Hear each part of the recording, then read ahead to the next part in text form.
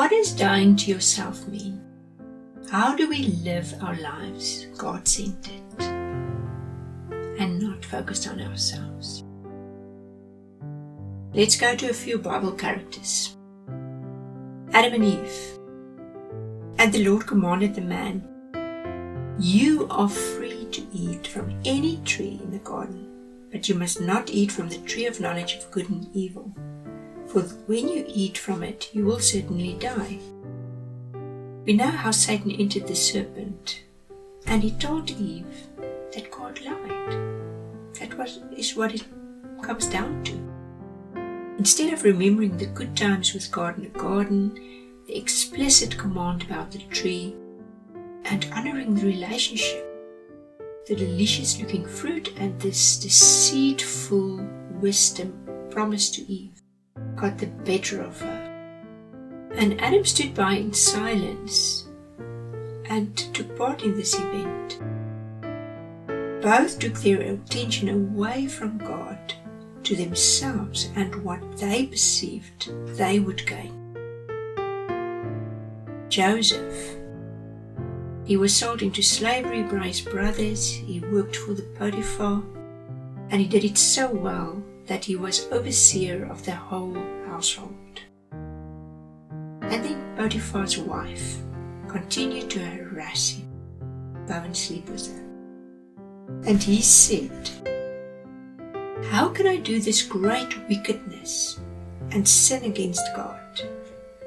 Yes, he didn't want to dishonor the Potiphar, but his underlying reason was that he knew God would see. And then she tricked him when there was nobody to witness, got hold of his cloak and falsely accused him. He landed in jail.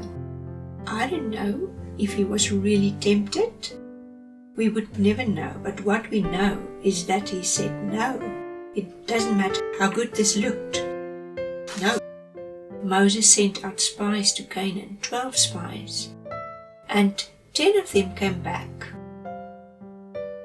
The people who dwell in the land are strong, and the cities are fortified and very large. And besides, we saw the descendants of Anak there, the giants. Although they could see that the land was good, they didn't look to God to be faithful in His promise, but on themselves and their fear. Caleb and Joshua, on the other hand, also saw that the land was good. Here's their report. "If the Lord delights in us, and He will bring us into this land and give it to us, a land that flows with milk and honey, only do not rebel against the Lord, and do not fear the people of the land, for they are bread for us. Their protection is removed from them, and the Lord is with us. Do not fear them." And for this, for their faith, the people got ready to stone them. Choosing God and focusing on God doesn't promise you an easy life. King Asa, the Ethiopians were coming in a vast army against him with 300 chariots. And we can hear the tension in his words. He knew they were weak, but he chose to focus on God. And Asa cried to the Lord his God, "O Lord, there is none like you to help between the mighty and the weak. Help us, O Lord our God, we rely on you, and in your name we have come against this multitude. O Lord, you are our God. Let not man prevail against you." And he didn't focus on their weaknesses, but on who God is. And sadly, the same king, when Baasha, the king of Israel, came against him, his kinsman, he ran to the king of Syria, Ben-Hadad, and sent him gold and silver from his temple palace and say, "Help." He made his own plan, and he even jailed the prophet, the seer, who came to see him and rebuke him about what he did. So his focus changed. to himself, his safety, his agenda.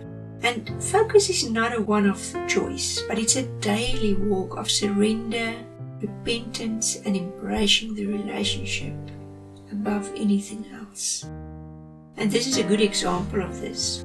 So it's not about what you did yesterday, but now, knowing this. Jesus was the perfect example. He knew what was lying ahead of him, and then he said to his disciples, "Truly, truly, I say to you, unless a grain of wheat falls into the earth and dies, it remains alone. But if it dies, it bears much fruit. Who loves his life will keep it, who hates his life will lose it." And I'm going to read it from the Passion Translation. So beautiful. A single grain of wheat will never be more than a single grain of wheat, unless it drops into the ground and dies, because then it sprouts and produces a great harvest of wheat, all because one grain died. The person who loves his life and pampers himself will miss true life, but the one who detached his life from this world and abandons himself to me will find true life and enjoy it forever.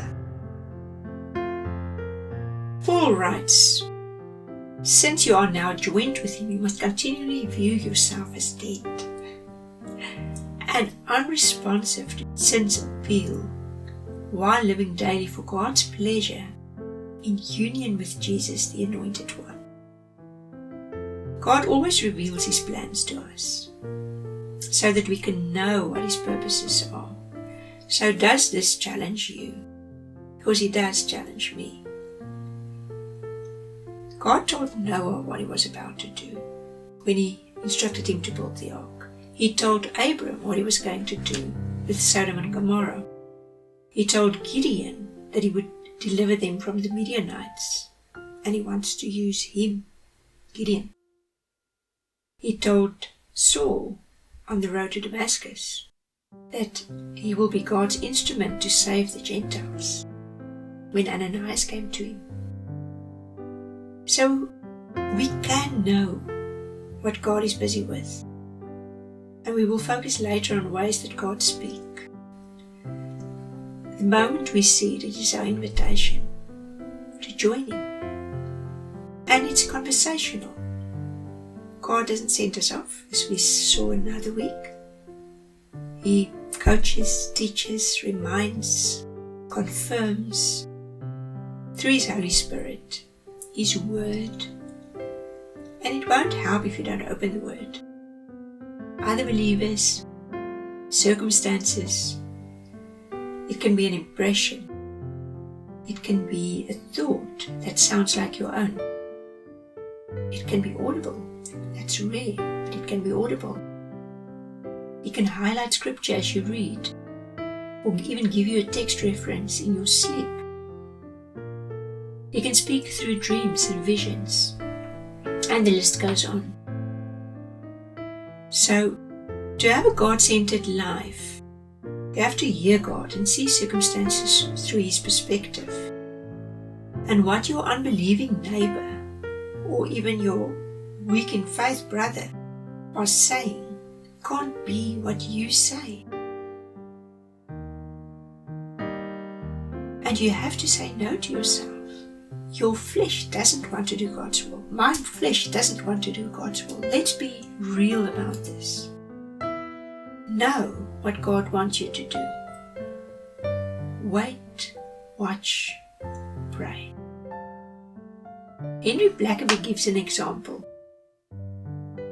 He instructed his college students to go onto the campus and see what God was busy with, and he reminded them of two scriptures. Is no one righteous? No one understands and seek God? And no one comes to me, that's Jesus, unless the Father draws him.